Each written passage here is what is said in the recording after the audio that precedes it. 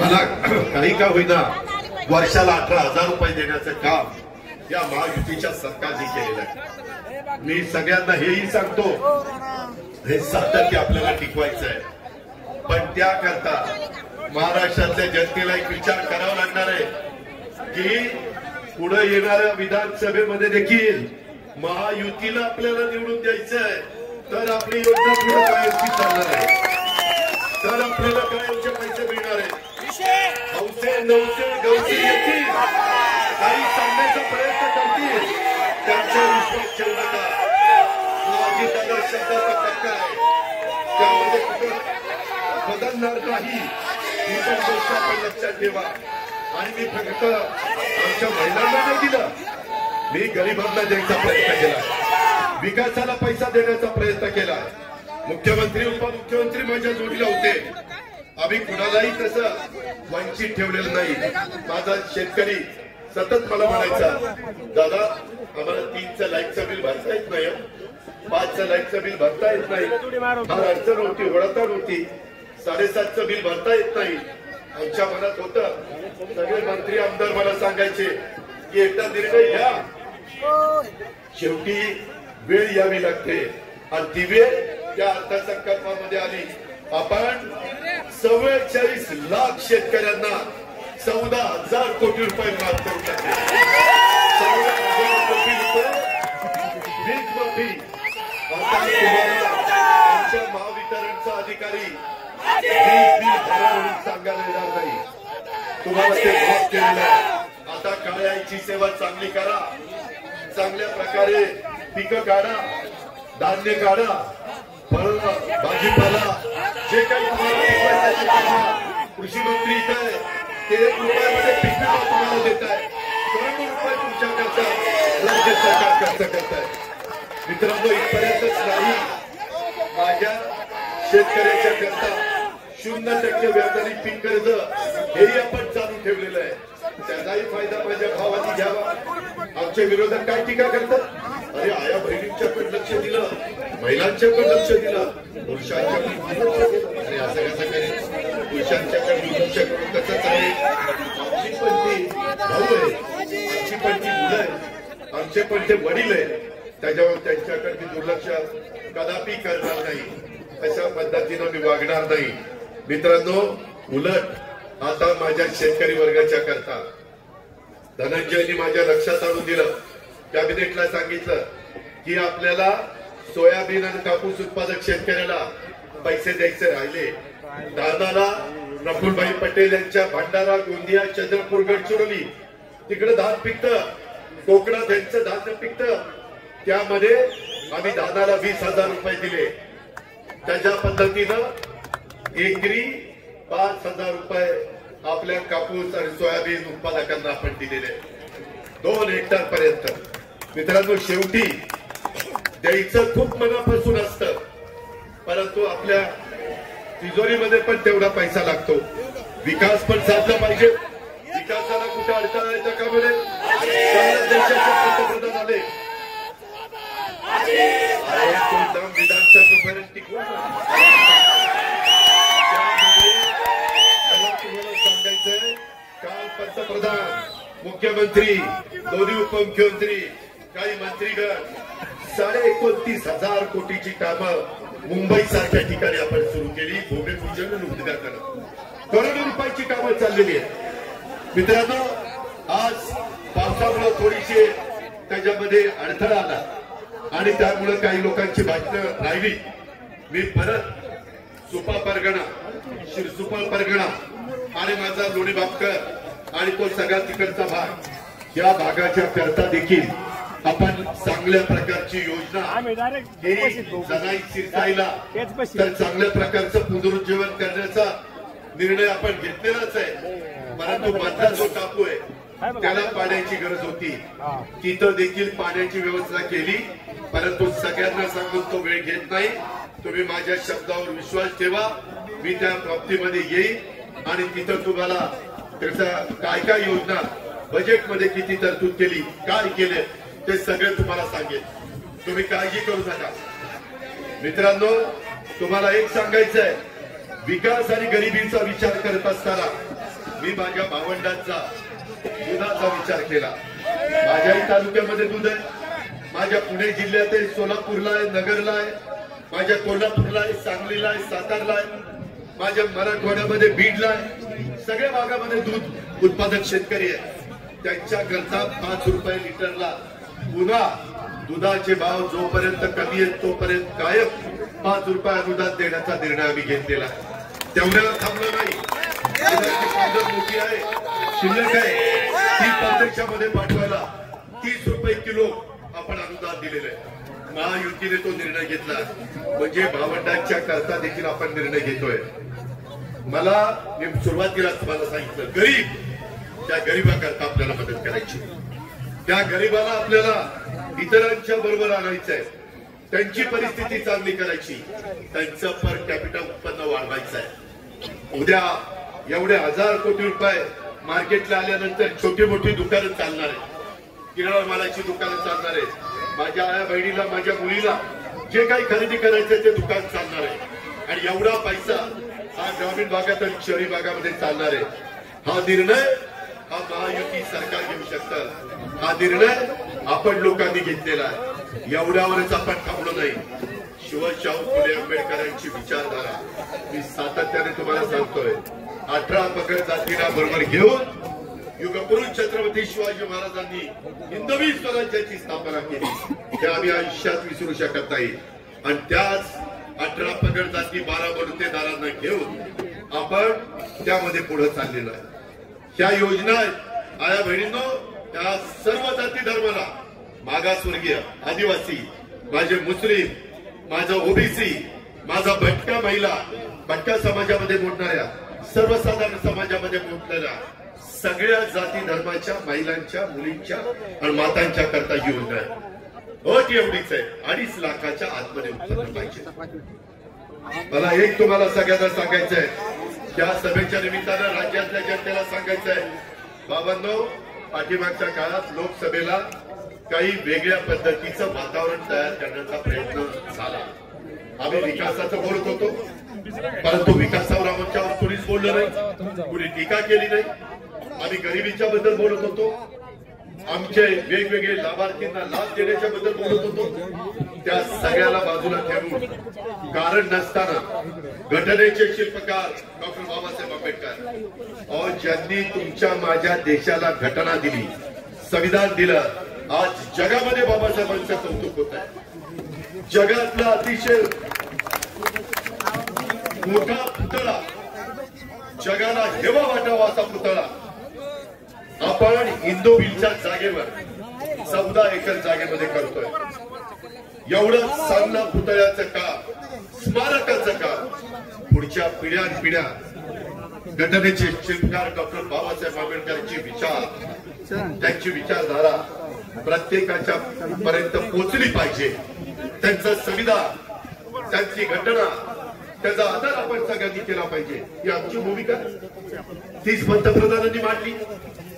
आम्ही संविधान दिन साजरा सुरू केला आणि आमच्या मागासवर्गीय समाजामध्ये आणि आदिवासी समाजामध्ये हे 400 पार झाल्यावर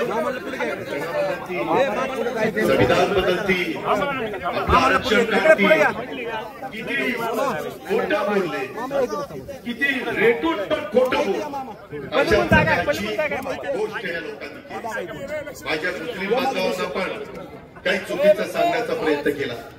मित्रांनो, आम्ही महायुतीच्या सरकारमध्ये काम करतो. मी आपल्याला सगळ्यांना विश्वास देऊ इच्छितो की तुमच्या माझ्या महाराष्ट्रामध्ये शाहू फुले आंबेडकरांच्या, छत्रपतींच्या महाराष्ट्रात काम करत असताना कुठल्याही जाती धर्माच्या महिलेवर, पुरुषावर, मुलावर, मुलीवर, मातेवर, वयस्कर माणसावर अन्याय होणार नाही याबद्दलची खबरदारी आम्ही घेऊ.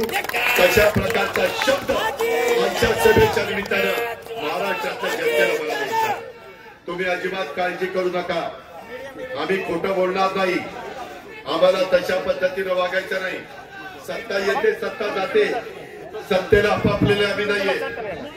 त्याच्यामध्ये मी नेहमी सांगतो, ताम्रपट घेऊन कुणी जन्माला आलेलं नाहीये, परंतु मिळालेल्या सत्तेचा वापर, पदाचा वापर हा गरिबाकरता झाला पाहिजे, हा माझ्या शेतकऱ्याकरता झाला पाहिजे, हा माझ्या महिलेकरता झाला पाहिजे. मला माझ्या शेतकऱ्यांना सांगायचंय, कालच मी अमितभाईंना भेटलो, त्याच्यामध्ये प्रफुल्लभाई होते, तटकरे साहेब होते. त्यांना सांगितलं की MSP आपली साखरेची बरेच वर्ष वाढली नाही, एमआरपी वाढली, ती वाढलीच पाहिजे, पण तू MSP नाही वाढली. मगाशी केशवराव इथं बसलेले मी बघितलं आहेत तिथं, त्या सगळ्यांनी मला केशवरावनी, प्रशांतनी, त्याच्यामध्ये पुरुषोत्तम दादांनी, अनेक कारखान्याच्या चेअरमननी सांगितलं की दादा त्याच्यात मार्ग काढा. अमितभाईंना म्हणलं, अमितभाई MSP वाढवायला पाहिजे. ते म्हणले काळजी करू नका, तुम्ही माझ्याकडे निवेदन द्या. लेखी निवेदन त्यांनी मागितलेलं आहे, मी उद्याच ते निवेदन पाठवणार आहे. ते म्हणाले की मी 20 तारखेला 21 तारखेला जिल्ह्याच्या दौऱ्यावर पुण्याच्या येणार आहे. हसन मुश्रीफ साहेबांनी पण तिथं जसा तुमच्या बारामतीमध्ये 1000 कोटीचं हॉस्पिटल पुण्यश्लोक अहिल्यादेवी होळकरांच्या नावाने आपण काढलेलं आहे, तशा पद्धतीनं कोल्हापूरला पण एक चांगल्या प्रकारचं हॉस्पिटल, त्याचं भूमिपूजन, त्यांची बँक, त्यांची इमारतीचं उद्घाटन. परंतु अमितभाई म्हणाले मी जरूर कार्यक्रम हसन मुश्रीफांचा स्वीकारेल, परंतु त्या दिवशी 10,000 झाडं लावायचा कार्यक्रम झाला पाहिजे, 10,000 रोपं तिथं लावायचा कार्यक्रम झाला पाहिजे. मगाशी कुणीतरी बोललं की बाबा शेवटी पाऊस काळ चांगला होण्याच्या करता झाडाची गरज आहे. पुढची पिढी आपल्याला माफ करणार नाही आपण चुकीचं केलं तर, आपण कमी पडलो तर. त्या प्रकारचं काम आता आम्ही सगळ्यांनी सुरू केलेलं आहे. तुम्ही बघताय, मी तर अतिशय झाडं मोठ्या प्रमाणावर लावणारा एक कार्यकर्ता आहे. हे महाराष्ट्राने बघितलंय, जिल्ह्याने बघितलंय, तालुक्याने बघितलंय. अशा पद्धतीनं त्या कार्यक्रमाला ते येणार आहेत. त्यावेळेस मी कांदा राजा उत्पादक शेतकऱ्यांच्या करता पण सांगितलं की कांदा निर्यात बंदी आता अजिबात करायची नाही. त्यांनी सांगितलं ठीक आहे, परंतु काही जण चुकीच्या बातम्या सोडतात. 2 दिवसापूर्वी टीव्ही वाल्यांची बातमी चालली, कांदा परदेशात आयात करतायत. कांदा आयात केलेला नाही, दुधाची पावडर आयात केलेली नाही. आम्ही सगळ्यांनी ही गोष्ट सांगितलेली आहे. जसं शहरी भागातल्या लोकांना परवडलं पाहिजे, तसं माझ्या उत्पादन करणारा शेतकरी त्यालाही परवडलं पाहिजे, त्याचाही प्रपंच चालला पाहिजे, त्यालाही 2 पैसे मिळाले तर तो त्याच्या कुटुंबाचा चांगल्या प्रकारचा विचार करेल. आत्महत्येपासून मला माझ्या महाराष्ट्रातल्या शेतकऱ्याला मागे खेचायचंय, त्याला सगळ्या सुविधा द्यायच्या. तुम्ही घाबरू नका, राज्य सरकार तुमच्या पाठीशी आहे. केंद्र सरकारच्या कोट्यावधी रुपयाच्या योजना आपण तिथं आणण्याच्या करता कुठं कमी पडणार नाही. काल देशाच्या पंतप्रधानांनी पण सांगितलं, जसं देशाची आर्थिक राजधानी मुंबई आहे, तसं आता जगाची आर्थिक राजधानी मुंबई करण्याच्या करता आपण सगळेजण एकमेकाला मदत करू. ही भूमिका पंतप्रधानांनी मांडलेली आहे. मित्रांनो, कृपा करा आणि कुठेही आपण चुकीच्या प्रचारावर नरेटिव्ह जो काही सेट करण्याचा प्रयत्न करतात, खोटं सांगण्याचा प्रयत्न करतात, त्या गोष्टीवर विश्वास ठेवू नका. मला अशाच माझ्या भगिनी भेटायच्या, म्हणायच्या दादा हे तुम्हाला पटतं का? म्हणलं का, मागासवर्गीय आणि आदिवासी समाजामध्ये गरिबी असते, म्हणून त्यांच्या मुलांना मुलींना तुम्ही मोफत शिक्षण कॉलेज पर्यंत त्यांना जिथपर्यंत शिकायचं तेवढं देता. सगळा खर्च राज्य सरकार करतं, परंतु हे 2 समाज सोडून इतर जे समाज आहेत, ओबीसी आहे, सर्वसाधारण आहे, माझा मुस्लिम समाज आहे, माझा अल्पसंख्याक समाज आहे, ह्या सगळ्यांच्या मध्ये पण काही गरीब वर्ग आहे ना, त्यांच्या मुलींनी कसं शिकायचं? त्यांच्या आई वडिलांचं तर तेवढं उत्पन्न नाही, आणि मग ते कसं त्यांचा खर्च करणार? आणि मधी एकदा असंच मला मुख्यमंत्री एकनाथराव शिंदेंनी सांगितलं, रात्री त्यांना 12-1 वाजता फोन आला चंद्रकांत दादा पाटलांचा की बाबा त्या ठिकाणी एका आई वडिलांना पैसे कमी होते आणि त्यांना शासनाच्या तर्फे 50% मदत मिळत होती, परंतु 50% देखील आपल्या मुलीच्या राहिलेल्या शिक्षणाकरता आपण आणू शकत नाही, म्हणून गीता आत्महत्या झाली. आमच्या मनाला वेदना झाल्या. सत्ता ही पद उपभोगण्याच्या करता चालवायची नसते. त्यावेळेस आम्ही निर्णय घेतला की येणाऱ्या अर्थसंकल्पात सगळ्या जाती धर्माच्या मुलींना त्यांचे आई वडील गरीब असतील तर त्यांचं कॉलेजचं शिक्षण मोफत करायचं. त्यामध्ये मेडिकल असो, त्यामध्ये इंजिनिअरिंग असो, त्याच्यामध्ये टेक्निकल असो, त्या पद्धतीचा निर्णय घेतला. मित्रांनो, तुम्हाला आश्चर्य वाटेल, या सगळ्याच्या करता आपण किती निधी बाजूला काढला माहितीये? माझ्या लाडकी बहीण योजना 46,000 कोटी, माझ्या शेतकऱ्याला वीज माफी 14,000 कोटी, झाले 60,000 कोटी. त्यामध्ये महिलांना गॅस सिलेंडर 3 फ्री, त्यांना 2,500 कोटी, आणि मुलींना कॉलेजचं शिक्षण फ्री, त्याला 2,500 कोटी, झाले 5. म्हणजे 60 आणि 5 65. मुलं म्हणायचे आमच्या मुलांकडे मुलींच्याकडे लक्ष आहे का नाही? अरे आहे. तुमच्याकडे लक्ष नाही द्यायचं तर कुणाकडे लक्ष द्यायचं? 10,000 कोटी रुपयाचा कार्यक्रम माझ्या तरुण युवा युवतींच्या करता, त्यांना 10 लाख मुलांना मुलींना दरवर्षी आम्ही स्टायपेंड देणार आहे. आणि त्याकरता त्यांना 1 वर्षाचं शिक्षण, ते शिक्षण घेत आहेत म्हणून त्यांना 6,000 8,000 10,000चा स्टायपेंड. त्याकरता 10,000 कोटी. म्हणजे आम्ही आमच्या मुलांना मुलींना तरुण तरुणींना वाऱ्यावर सोडलं का? नाही सोडलं. असे 75,000 कोटी रुपये आपण राज्य सरकारच्या बजेटमधनं माझ्या महिलांना, माझ्या शेतकऱ्यांना, माझ्या मुलांना, माझ्या मुलींना, सगळ्यांना, सर्व घटकाला, आणि याच्यामध्ये सगळ्या जाती धर्माचे आहेत. कुणी जर असं म्हटलं अरे आमचं काय, अरे तुमचं पण आहे ना, तुम्ही कशाला न करताय? सगळ्यांच्या करताय का? तर विकास हा राष्ट्रवादी काँग्रेस पक्षाने डोळ्यासमोर ठेवला. का? तर गरिबी कमी करायचा कार्यक्रम हा राष्ट्रवादी काँग्रेस पक्षाने ठेवला. म्हणून या सगळ्या योजना आणलेल्या आहेत. मित्रांनो, आम्हाला याची सुरुवात सगळे नेतेगण म्हणाले की रविवारचा दिवस असला तरी आज आपण ती सुरुवात करू.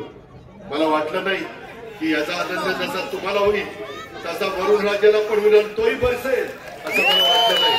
परंतु ते शुभलक्षण आहे. वरुण राजांनी पण आपल्याला साथ दिलेली आहे. आता कार्यकर्त्यांनो, घोषणा देण्याच्या पेक्षा आपल्या आया बहिणींचा 2.5 लाखाच्या पेक्षा कमी उत्पन्न असणाऱ्यांचा अर्ज केलाय का? अधिकाऱ्यांच्या पर्यंत पोहोचलाय का? काही अजून अडचण असेल तर कुठल्याही राष्ट्रवादीच्या किंवा महायुतीच्या आमदारांना सांगा, कुठल्याही मंत्र्यांना आम्हाला सांगा, कुठल्याही आम्हाला मुख्यमंत्री उपमुख्यमंत्र्यांना सांगा. आम्ही त्याच्यामध्ये लक्ष घालू. आम्ही त्यामध्ये खरोखरीच तो लाभ देण्याच्या करता या योजना केलेल्या आहेत. त्याबद्दल आपण अजिबात गैरसमज करू नका. आरक्षणाच्या बाबतीमध्ये देखील आपण योग्य पद्धतीचा निर्णय घेतोय. त्याबद्दल पण कुठली शंका कुशंका मनामध्ये बाळगू नका. कुणावर अन्याय होणार नाही, परंतु ज्यांना मिळालं पाहिजे त्यांनाही तो लाभ देण्याच्या करता हे राज्य सरकार कटिबद्ध आहे, सकारात्मक आहे. ही पण बाब मला या सभेच्या निमित्तानं माझ्या महाराष्ट्राला सांगायची, माझ्या तमाम कार्यकर्त्यांना सांगायची. कार्यकर्त्यांनो, आज जनसन्मान रॅली निघालेली आहे. आता विधानसभेचं मतदान होईपर्यंत ही थांबणार नाही. आपल्याला सगळा महाराष्ट्र ढवळून काढायचा आहे. आपल्याला प्रत्येक जिल्हा ढवळून काढायचा आहे, प्रत्येक तालुका ढवळून काढायचा आहे. अनेक वेगवेगळ्या प्रकारच्या योजना त्या आपण त्या बाबतीमध्ये करतोय. यंदा पाऊसकाळ चांगला आहे. काही ठिकाणी आम्हाला दुबार पेरणी करावी लागते. त्याकरता देखील जे काही युरिया असेल, DAP असेल, जी खतं असतील ती खताच्या करता, बियाणं चांगलं देण्याच्या करता आपले कृषी मंत्री त्या ठिकाणी लक्ष देऊन आहेत. कृषी मंत्री केंद्रीय जे शिवराजजी चव्हाण त्यांची आणि धनंजयची चांगली ओळख आहे, माझी त्यांची चांगली ओळख आहे. त्यांनी पण मला सांगितलंय, दादा आता तुम्ही काळजी करू नका, त्यांनी त्यांच्या स्वतःच्या मध्य प्रदेशमध्ये स्वतः प्रफुल्लभाईंना माहिती आहे, त्यांच्या जवळच मध्य प्रदेश आहे गोंदियाच्या, त्यांना विचारा कृषीचा कार्यक्रम एक मुख्यमंत्री शिवराज सिंग चौहान असताना एवढा चांगला राबवला गेला की करोनाच्या काळामध्ये कृषीचा दर तिथं सगळ्यात चांगला देशात नंबर 1चा होता. म्हणून देशाचे पंतप्रधान नरेंद्र मोदींनी त्यांच्याकडे कृषी विभागाची जबाबदारी दिलेली आहे. ते म्हणाले आता शेतकऱ्यांनी काळजी करण्याचं कारण नाही, मला त्याच्यातले बारकावे माहिती आहेत, मला त्याच्यातल्या अडीअडचणी माहिती आहेत. मित्रांनो, भावनिक होऊ नका, इमोशनल होऊन प्रश्न सुटत नाही. प्रश्न सोडवण्याच्या करता रात्रंदिवस कष्ट करावे लागतात, काम करावं लागतं, विकासाचं ध्येय डोळ्यासमोर ठेवून पुढे जायचं असतं. बारामतीच्या परिसरामध्ये पुणे जिल्ह्यामध्ये कसा विकास केलाय हे सांगायला काही कुणाला ज्योतिषाची गरज आहे असं मला वाटत नाही. मात्र तुम्ही एक गोष्ट लक्षात घ्या, या सगळ्यांनी राष्ट्रवादी काँग्रेस पक्षाच्या राष्ट्रीय अध्यक्षपदाची जबाबदारी ही माझ्यावर त्या ठिकाणी सोपवलेली आहे. मला बारामती बघत बघत आपले 13 तालुके, आपलं पुणे आणि पिंपरी चिंचवड शहर, आपला महाराष्ट्र हा फिरायचा आहे. त्याच्यावर इथल्या माझ्या आया बहिणींनी, इथल्या माझ्या तरुण तरुणींनी, इथल्या माझ्या वडीलधाऱ्यांनी ती पण जबाबदारी चांगल्या पद्धतीनं पार पाडायची. हे कुणाच्या घरचं काम नाहीये, हे आपल्या सगळ्यांचं काम आहे. त्या कामामध्ये कुठं अजिबात कमी पडता कामा नये. आणि मी आपल्याला सगळ्यांना सांगेन की कुठल्याही परिस्थितीमध्ये जे डॉक्टर बाबासाहेब आंबेडकरांचे विचारधारा आपण पुढे घेऊन जात असताना त्यांच्या घटनेला आणि त्यांच्या संविधानाला जोपर्यंत आमच्या जीवात जीव आहे तोपर्यंत कुणी धक्का लावणार नाही. मी तर सगळ्या महाराष्ट्राला सांगितलंय, चंद्र आणि सूर्य जोपर्यंत आहे तोपर्यंत संविधानाला कुणी धक्का लावू शकत नाही. तुम्ही विश्वास ठेवा, आम्ही शब्दाचे पक्के आहोत. आम्ही जो वादा करतो तो वादा पुराच करतो, हे पण आपण सगळ्यांना माहिती आहे. आणि असं असताना आपण गरिबांना एक चांगली त्यांची परिस्थिती निर्माण करायची आणि म्हणून या सगळ्या योजना आहेत. माझ्या बहिणींनी, माझ्या मातांनी, माझ्या मुलींनी त्याच्याकडे त्या नजरेने बघावं. कुणी गैरसमज निर्माण करण्याचा प्रयत्न केला तर त्याला हसून सांगा, तुम्ही काहीतरी आता चुकीचं सांगू नका. आमचा दादावर विश्वास आहे, महायुतीवर विश्वास आहे, आम्ही त्याचं काही करा. या पद्धतीची भूमिका माझ्या तमाम महाराष्ट्रातल्या मुलींनी आणि माता भगिनींनी घेतली पाहिजे. अशा प्रकारची माझी आपल्या सगळ्यांना विनंती आहे. वैयक्तिक गरजा आणि इच्छा आकांक्षा याबद्दलची कुठलीही कसर त्यामध्ये आम्ही ठेवणार नाही, याबद्दलची पण ग्वाही मी आपल्या सर्वांना सांगू इच्छितो. आज थोडस आमच्याकडनं काही चुका झाल्या. वास्तविक एवढी सभा असताना मोठा मंडप टाकायला पाहिजे होतं, पण म्हटलं की कशाला उघड्यावर चांगली सभा घेऊ, पण त्याच्यामुळे जरा तुमचा हिरमोड झाला. पण काळजी करू नका, काळजी करू नका, सगळ्या गोष्टी आम्ही त्याच्यामध्ये पूर्ण करू. माझी तुम्हाला विनंती आहे की आता मी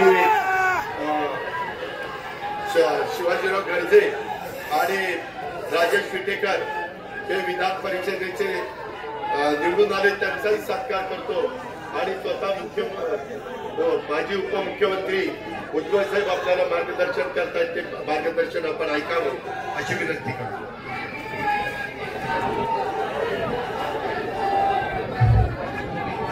या राज्याचे उपमुख्यमंत्री अजितदादा, प्रांताध्यक्ष तडकरे साहेब, प्रफुल्ल पटेलजी, खासदार सुनेत्राताई, माझ्या सर्व सहकारी, माझ्या बांधवांनो, भगिनी आणि मातांनो, कुठले कुठले कार्यक्रम आम्ही राबवणार आहोत हे आपल्याला अजितदादांनी सगळ्यांनी सांगितलं. अजितदादांचं वैशिष्ट्य असं आहे की जवळपास 1 लाख कोटी रुपयाची वेगवेगळ्या समाजाला हे पैसे दिले जाणार. 1 लाख कोटी रुपये मग ते महिलांना दिले जाणार, ते शेतकऱ्यांना दिले जाणार, ते विद्यार्थ्यांना दिले जाणार, सगळ्यांना दिले जाणार. आणि त्याची जबाबदारी जी आहे मुख्यमंत्री आणि उपमुख्यमंत्री आम्ही सगळ्यांनी ही अजितदादांच्या खांद्यावर टाकलेली आहे. कारण मला खात्री आहे की अजितदादांच्या खांद्यावर जी जबाबदारी आम्ही टाकू ती जबाबदारी ते पूर्ण केल्याशिवाय राहणार नाही. जबाबदारी त्यांच्या खांद्यावर आहे. आता एक तुम्हाला सांगतो सगळ्या भगिनींना आणि भावांना सुद्धा की आमच्या सगळ्या भगिनींचे अर्ज भरा. ज्यांनी सुनेत्राताईंना मतदान केलं त्या भगिनींचे पण अर्ज भरा आणि ज्यांनी सुप्रियाताईंना मतदान केलं त्यांचे सुद्धा अर्ज भरा. हे सगळ्या भगिनी ज्या आहेत त्या अजितदादांच्या आहेत. त्यामुळे सगळ्यांचे अर्ज जे आहेत तुम्ही भरायचे आहे. त्याच्यामध्ये भेदाभेद करायचा नाही. आता मी एक गोष्ट सांगणार आहे तर अशांततेने ऐका. आता या बाबतीमध्ये इथे सांगण्यात आलं की होय आरक्षणाचा प्रश्न जो आहे अख्ख्या राज्यभर गाजतोय. काही लोकांचा प्रयत्न आहे की आपापसामध्ये लढ्या मारामारे दंगे व्हावे. त्याने अरे म्हटलं की आम्ही कार्य म्हणावं. माझी आपल्याला सगळ्यांना विनंती आहे मराठा समाजाला आरक्षण मिळालं पाहिजे ही आमची भूमिका आहे. छत्रपती शिवाजी महाराज फुले शाहू आंबेडकरांच्या मार्गाने आम्ही जाणार आहोत. आमचं म्हणणं एवढंच आहे की दुसऱ्या कोणाला ज्यांना आरक्षण मिळालं त्यांच्यावर अन्याय होणार नाही एवढी आमची काळजी आपण घेतली पाहिजे. मला या ठिकाणी प्लीज 2 मिनिटं शांतपणे ऐका मी काय म्हणतो ते. आणि हे सगळी जे आहे हे आरक्षणाचं भांडण मिटवावं म्हणून एक 4 दिवसापूर्वी तिकडे सह्याद्रीला सरकारनं मीटिंग बोलवली की सगळ्या पक्षाच्या नेत्यांनी तिथे यावं मार्गदर्शन करावं की हे सगळं प्रकरण शांत कसं होईल सगळ्यांना न्याय कसा मिळेल यासाठी आपण प्रयत्न केला पाहिजे. आता हे जेव्हा कळलं आम्ही तर जाणारच होतो परंतु विरोधी पक्षाचे जे सगळे नेते आहेत त्यांनी सुद्धा येणं क्रमप्राप्त. मी स्वतः वडेट्टीवारांना सांगितलं बा तुम्ही पण या. कायदा काय म्हणतो हे त्यांना जे आहे वेगवेगळ्या ऍडव्होकेट जनरलने जे काही सांगितलं त्या कॉपीज त्यांना दिल्या. मी जितेंद्र आव्हाडांना सुद्धा बोललो त्यांना सुद्धा कायद्याच्या काही कॉपीज दिल्या आणि त्यांना सांगितलं की काही करा आणि शरद पवार साहेबांना सुद्धा बोलवून घ्या. कारण व्हीपी सिंगाने जे आरक्षण दिलं त्या आरक्षणाची अंमलबजावणी पवार साहेबांनी केली म्हणून आम्ही आतापर्यंत पवार साहेबांचा जय जयकार केला त्यांचे आभार सुद्धा मानले. परंतु ज्या वेळेला अशा आरक्षणाच्या बाबतीमध्ये ज्यावेळेला काही प्रश्न निर्माण होता त्यावेळेला अपेक्षा ही आहे की महाराष्ट्राचे एक ज्येष्ठ नेते म्हणून पवार साहेबांनी सुद्धा तिथे यायला पाहिजे होतं. परंतु असं सांगितलं जातं की सगळे येणार होते पण 5 वाजता बारामतीवरून कुणाचा तरी फोन गेला आणि विरोधी पक्षाचे सगळे येणारे नेते यांनी बहिष्कार टाकला. मला हे विचारायचं या बारामती मतदारसंघामध्ये मराठा समाजाचे मतदार आहेत, माळी समाजाचे आहेत, धनगर समाजाचे आहेत, सर्व ओबीसी समाजाचे आहेत, भटक्या समाजाचे आहेत, विमुक्त समाजाचे आहेत. सगळ्यांनी मतं दिली. ती सुनेत्राताईंना दिली असतील तसं ती सुप्रियाताईंना सुद्धा दिली. पण त्या सगळ्यांच्या बाबतीमध्ये त्या सगळ्यांचं संरक्षण करणं हे तुमचं काम नाही. तुमचा राग आमच्यावर असेल, तुमचा राग अजितदादावर असेल, तुमचा राग छगन भुजबळवर असेल, पण या ओबीसी समाजानं तुमचं काय घोडं मारलंय? का तुम्ही येत नाही? का हे सगळं मिटवण्यासाठी तुम्ही आमच्या बरोबर येत नाही? सगळ्यांना सांगायचं आणि मग पाठीमागून काहीतरी सल्ले द्यायचे आणि त्यातून इथे महाराष्ट्र पेटवण्याचे उद्योग चाललेले आहेत. मला पुन्हा एकदा सगळ्यांना विनंती करायची आहे की आम्ही या सगळ्या विरोधी पक्षांना ठीक आहे ज्या वेळा निवडणुका येतील त्यावेळेस तुम्ही तुमची निवडणूक लढा, आम्ही आमची निवडणूक लढू. तुम्ही तुमचे झेंडे घ्या, आम्ही आमचे झेंडे घेऊ. तुम्ही तुमची भूमिका मांडा, आम्ही आमची भूमिका मांडू. पण या राज्यातले सामाजिक प्रश्न सोडवत असताना मुद्दाम होऊन त्याच्यावर बायकॉट टाकायचा, मुद्दाम होऊन यायचं नाही. आणि ओबीसी समाजाला असेल, मागासवर्गाला असेल, वाऱ्यावर सोडायचं हे अजिबात योग्य नाही. कारण या बारामती सहित संपूर्ण महाराष्ट्रामध्ये सर्व समाजाचे लोक राहतात. मराठापासून तर दलित आणि आदिवासी पर्यंत हे सगळे समाज तुमचे आहेत, हे सगळे समाज आमचे आहेत. आणि म्हणून एकत्र येऊन हा प्रश्न सोडवण्यासाठी आपण प्रयत्न केला पाहिजे की सुबुद्धी आपल्या सगळ्या विरोधी पक्षाच्या नेत्यांना मिळो अशी परमेश्वराकडे प्रार्थना करतो. थांबतो. धन्यवाद. जय हिंद, जय महाराष्ट्र.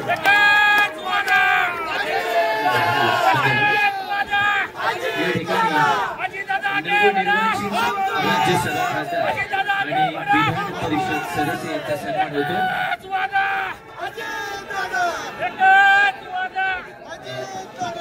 सुनीलजी तटकरे साहेब प्रदेशाध्यक्ष यांना विनंती आहे आपण हा सन्मान करायचा. राज्यसभा खासदार सुनेत्रा वहिनी पवार यांचा सन्मान होतो. जोरदार टाळ्यांच्या गडगडाटामध्ये आपण सदिच्छा देऊया. सगळ्यांना मान्यवरांना विनंती आपण थोडं स्टेजवर मागे पुढे बसून घ्या. यानंतर राजलक्ष्मी भोसले यांना विनंती आहे की आपण तुमचा सन्मान करायचा. आमदार राजेश विटेकर, आमदार राजेश विटेकर यांचा सन्मान होतो. त्याचबरोबर आदरणीय आमदार शिवाजीराव गर्जे या ठिकाणी सुनेत्रा वहिनी पवार, वेटेकर साहेब आणि गर्जे साहेब या सगळ्यांना खूप खूप शुभेच्छा आपण देऊया. यानंतर सगळ्या मान्यवरांना विनंती कृपया आपण स्थानापन्न व्हावं. 2 मिनिटं सगळे इथे सामात जाऊ नका, कारण आणखी एक सन्मान होणार आहे, त्यानंतर आभार होणार आहे, त्यानंतर राष्ट्रगीताने समारोप होणार आहे. जे बोलतो तेच करतो आणि जे करतो तेच बोलतो. शब्दाला पक्का असणारा विकासाचा एक्का म्हणून ज्यांची ख्याती संबंध महाराष्ट्रभर आहे त्या आदरणीय दादांसमवेत सर्व सन्माननीय मान्यवर महाराष्ट्राची धुरा ज्यांच्या खांद्यावर या ठिकाणी घेतात त्या सगळ्यांना खूप साऱ्या शुभेच्छा देऊया. मी विनंती करणार आहे पुणे जिल्ह्याचे अध्यक्ष प्रदीपदादा गारेटकर यांना की आपण आभार व्यक्त करावे.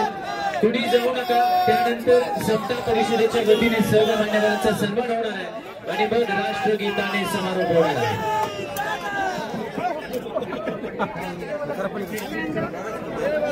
समता परिषदेने जो पुष्पहार आणलेला तो तयार ठेवायचा आहे. प्रदीपदादा गारेटकर आपण आभार व्यक्त करावे. त्यानंतर सन्मान होईल आणि मग राष्ट्रगीताने सांगत होणार आहे.